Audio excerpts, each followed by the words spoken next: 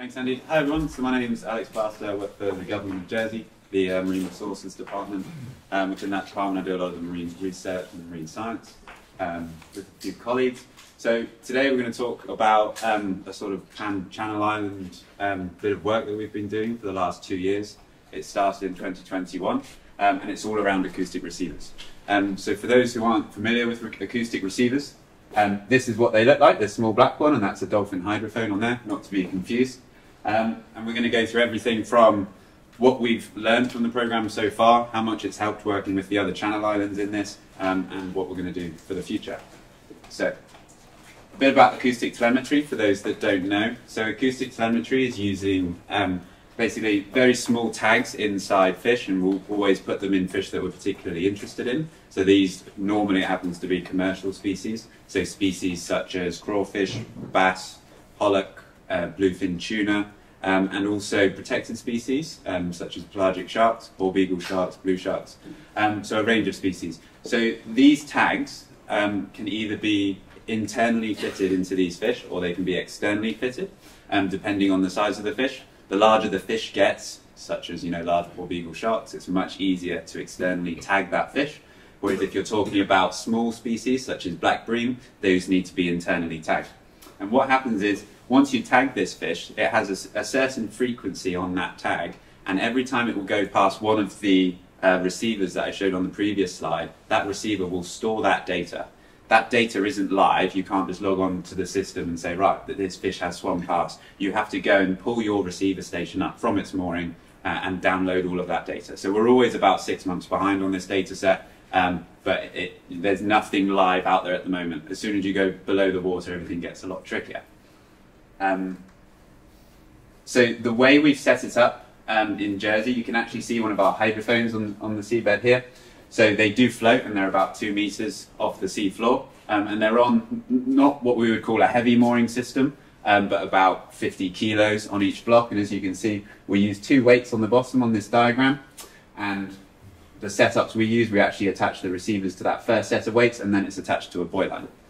So that buoy line's there, so every 6 months when we go and service these receiver stations, we can use the buoy line to pull them up and change them over and change the batteries. Normally 6 months is about the limit of battery life and growth on the buoy lines as well. Anything you leave in the sea, it's an absolute disaster after about 3 months, with a lot more drag on the system. So that is sort of the basic setup we've been using around the Channel Islands. And this all came because of the FishIntel project. So the FishIntel project is a European-wide receiver network, which is what you need when we talk about acoustic arrays. There's no point Jersey just having an acoustic array around our island, because the fish don't stay around our island. The fish will go all the way through the English Channel, up the North Sea, the Irish Sea, down to the Mediterranean, depending what species they are. So the FishIntel project came around as a large sort of European collaboration pre-Brexit, but has actually lasted through Brexit, and funding is still available. The Channel Islands at this point, we weren't able to get funding directly through FishIntel, so we had to self-fund it ourselves. And this is where, shoot me down if I'm wrong, but I think at the moment this is the only sort of co-funded Channel Island sort of marine or terrestrial bit of work going on at the moment. So it's brilliant to have all the partners. We've got Sark, Guernsey, Alderney and Jersey all working together, all funding this project to see what is swimming through our waters.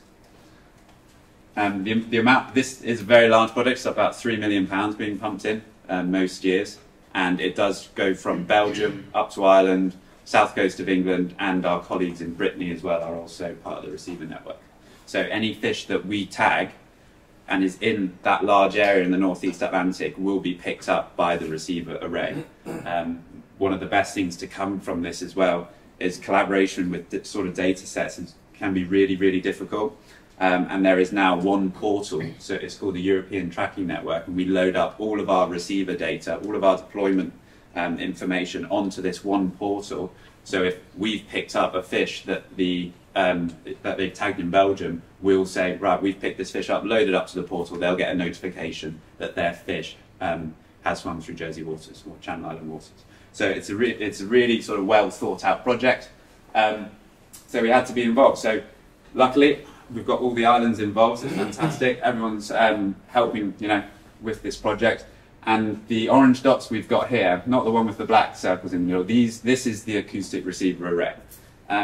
There's lots of pros and cons with this, and when you put anything in the sea these days, you've got to really think about where it's going. It's sort of a risk versus reward. If we wanted to get loads and loads of fish detection, we would put these receiver arrays in the most sort of open sites. So we would be down here, out to the west. But because the more exposed they get, the higher the risk is with loss. And every single receiver station is worth about £2,000 to £3,000. So we need to look after these and almost shelter them in sort of coves. It's sort of that risk versus reward and trying to find that balance. So that's what we were really trying to get right for the first few years. So you can see ranging from the Minkies to the south of Jersey, right up to Alderney, the acoustic receiver array it's wide. And if any fish does enter our waters that's tagged, I would say there's a pretty good chance of it being detected. The detection range of these receivers is about 500 meters. And I'll get onto what we've picked up sort of in a couple of slides. So we've got 11 receivers in total, and that's when we started in 2022.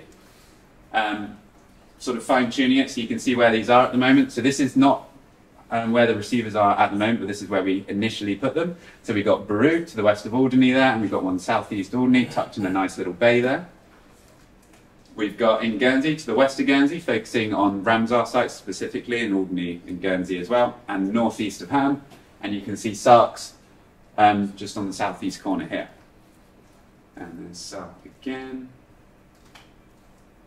Jersey, we've got a few more in Jersey. We're covering our offshore reefs. You see to the south here, we've got one to the east and to the west of the Minkies. Again, one of our Ramsar areas. One to the south of Jersey, one to the northwest, and one on the east coast, and one also covering our Eckerhose offshore reef to the northeast of the island. So, since we put those receivers there, we have had some loss. We've lost 2 bits of equipment. One of them was up in Alderney, to the west of Alderney there. We've lost one there, unfortunately, and we've lost the northeast Herne one. There is always, this hasn't been done before in the Channel Islands, and there has to be a bit of trial and error with making these sites work. Because we're not using massive 2-ton mooring blocks and taking a big tug out to go and put these moorings on the seabed, we're using much smaller weights, but with the aim of putting them on soft sediment. And the aim is with that soft sediment, they dig in and they almost bury themselves. So whenever we pull these moorings up, you can actually see the weights have gone black and they were sort of underneath that sediment. They look anoxic. So this is the current receiver array. You might say we've actually gone a bit rogue and we've gone west into the ammunition dumping ground. And that's really to sort of start fine-tuning our array. So now we're looking at not just a general array, but we're trying to target certain species. So we're saying we know certain fish are moving through certain areas at certain times of the year. Let's actually move the array, all the way through the year and fine-tune it. Really try and track down these fish. So the one in that ammunition dumping ground, I'll use this, just there, it's in about 80 meters of water, pretty hectic site, but that's focusing on bluefin tuna. So on their annual migrations, we've seen there's a contour line that runs just to the south, here, very close to the sort of Jersey, Guernsey French territorial sea line, and that's where a lot of the tuna have been hanging around. So we'll be putting that up in a month to try and bring in a lot of good data. So detections. Like I said, every time one of these fish will swim past within 500 meters of one of our receivers, we'll get a log onto the receiver, and then we'll download it sort of twice a year. So detections so far, we weren't entirely sure how many detections we would get. We're not doing any active tagging, any active acoustic tagging at the moment in the Channel Islands. So really we're relying on the work that other jurisdictions are doing around us and these species coming through our waters. So it was a slow start, but we have had some success. So I'll go through each one individually because there's not too many. So this is a little black bream. Most will be familiar, loads around the Channel Islands. They normally come in the spring, but they like to overwinter further north in the English Channel and sometimes around Alderney. And this individual fish was tagged off Selseyville, and this was done by Plymouth University. So this was released on the 17th of 5th, 2022. This was then detected around 7 months later in Alderney, and there were 2,000 pings on the Alderney receiver from this one fish. It stayed there for about 2 weeks, almost entirely around that one bay where we put the receiver. We then get a call a couple of months later, and it's been detected again back where it was originally tagged. and this is actually a nesting area for bream. So it was overwintering in Alderney, across the whole channel, and then back to its spawning grounds in the spring. So really, really interesting to see these, these unique examples. And this is a 23 centimetre black bream. It's tiny, and it's making this trip. It's running the gauntlet across the English Channel. So fair play, but really, really interesting to see that happen. And we didn't get any detections any further south on that one in Guernsey, Sark or Jersey. So a bit like it just went to Alderney and then back north again. This is my favourite. This big girl. There's a new wind farm in Sunbriac just down here, and they're doing a lot of tagging around the wind farm to see about displacement of certain species. So they tagged a 2-metre poor beagle shark. This was tagged on the 14th of July there, 2022. About 3 months later, we picked that up on our receiver array west of the Minkies. So it didn't travel that far, but this particular one I'm expecting probably to see through our receiver array, maybe on this western receiver point here, and maybe west of Guernsey as well. So it's great to see these apex predators still around. And one of the biggest bits about the sort of FishIntel project is this sort of cross-jurisdictional management. It just shows there's no point, if we've got certain management for poor beagle sharks, which is fully protected in Jersey, really we need to start talking to other jurisdictions to have the same management. Because a couple of flicks of the tail, it's in Guernsey waters, back in French waters, and it's absolutely crazy to have different management for that same fish as soon as it crosses a line. So that's probably my favourite. Bass, incredibly, commercially important species for the commercial sector, but also for recreational fishing. If I get phone calls about one subject, it's these guys, unfortunately. Everyone's very passionate about it. But again, it was released Selseyville, same place as the bream tagging site, across the channel, and it was pinged northwest of Jersey. And it actually stayed at that receiver station for almost 2.5 months. So we were getting sort of sporadic pings from that fish for 2.5 months. So it was probably just around that coastline, going back and forth. And then it all went silent. So another really interesting case, and that one did manage to miss all these. But what we want to see in the future would be great to actually see, a released fish, and then, oh, the Alderney one's picked it up. Then it goes to the Guernsey one, and sort of you can see its migratory route, which would be really, really cool. And that's where we need to try and fine-tune our receiver stations a little bit more. But with that, we are upping the risk of losing these things. So it's one of those. Loads of limitations. Whenever you're doing marine research, trying to put stuff in the sea for long periods of time, it's a bit of a nightmare. This is a all year round receiver array.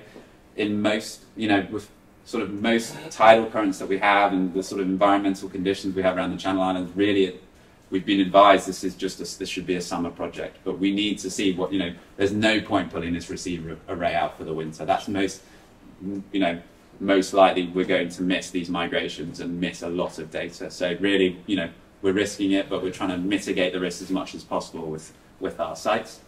I asked Alderney, I said I want a really nice sandy place to put these receiver stations. Turns out there's not much soft sand with not much current around Alderney. It's really difficult to find.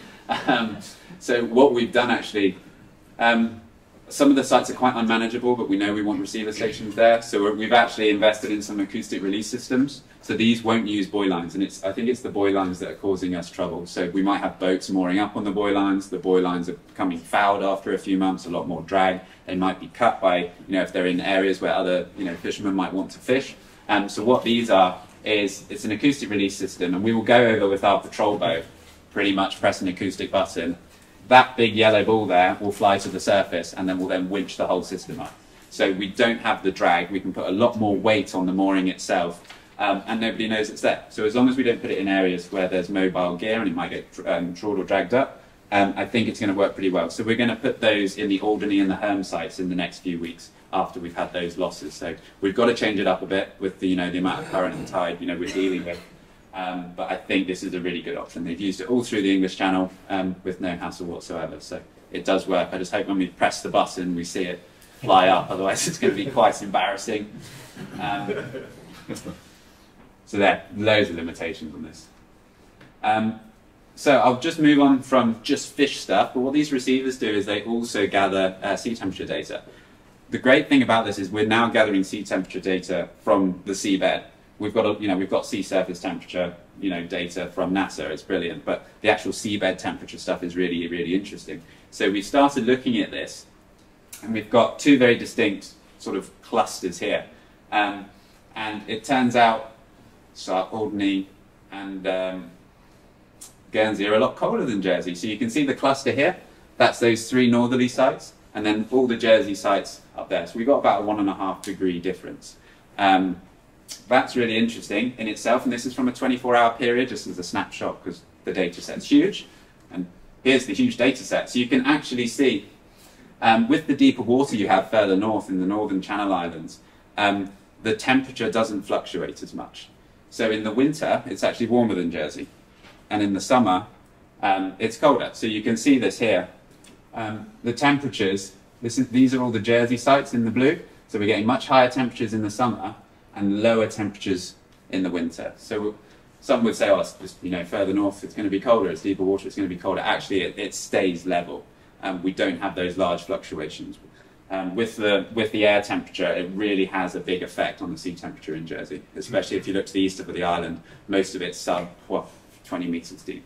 You look to the west of Guernsey, you're going 60, 80 metres. So the temperatures are staying the same, which is also, it's great. So we're getting the sea temperature data 24/7 all around the Channel Islands now. So it's going to be a really nice data set. And with the receivers themselves, you would have seen on the first photo, we've got a dolphin hydrophone attached to it. So we're going to be analysing that data in the next few months, which we'll have for 2024. So that'll be picking up things like porpoises, Risso's dolphins, which we're seeing a lot more of now in Jersey, bottlenose, and maybe some whale species. We'll see what comes up from that. But it's great to have it all the way through the Channel Islands. And yeah, so the future. So I've shown you, 3 examples of fish that were, pinged on the acoustic array, and that's over about an 18-month period. So it's not a lot of fish. Really, the future of this is to start in-house tagging, or get, scientific institutions into the Channel Islands to start tagging. We've got limitations at the moment on a legislative point of view for the internal tagging, but we're looking at that, but we can externally tag. We have been doing external tagging. This is my favourite project, the bluefin tuna, which we'll be doing again starting this Saturday, and we have been putting acoustic tags as well as satellite tags on these fish. The acoustic tags will last 5 years, so we've got a satellite tag which will last 1 year, which gives us that really fine detail information of what that fish has done and how it's migrated and where it's gone. But the acoustic tag will last 5 years, so that's an amazing data set to see if it's returning year on year to Channel Island waters. And hopefully we're going to tag another 7 fish on next week, fingers crossed. So really we need to look at tagging sort of pan Channel Island and see where we go from there.